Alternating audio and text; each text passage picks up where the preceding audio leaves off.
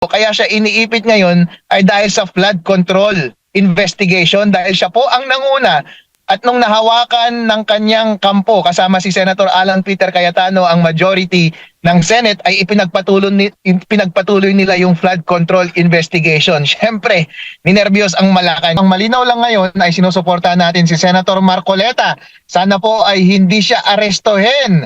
Ang tanging kasalanan niya lang naman ay pamunuan ang investigasyon laban sa korupsyon. Mali po ba iyon? Hindi po. Mali po ba na ilabas ang katotohanan? Hindi po. Mali po ba na manawagan na ikulong ang lahat ng nagkasala?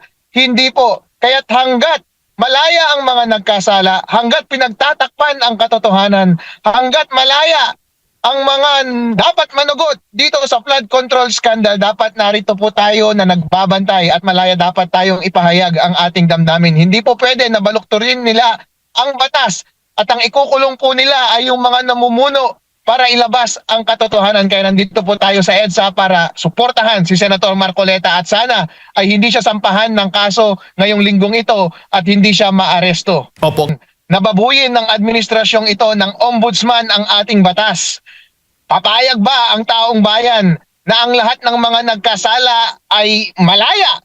Papayag ba ang taong bayan na yung mga taong nasa harap na siyang nag-promote na ilabas ang katotohanan at panagutin ang lahat ng mga nagkamali sa korupsyon ay sila pa ang makukulong? Tignan po natin dahil ang rally po na ito ay hindi negosasyon ni Marcoleta lamang, ng ombudsman lamang, kundi ito po ay rally ng taong bayan. Nandito na po sila para ipakita ang kanilang lakas at tignan po natin kung ano ang tatanggapin nila na concession mula sa ating gobyerno.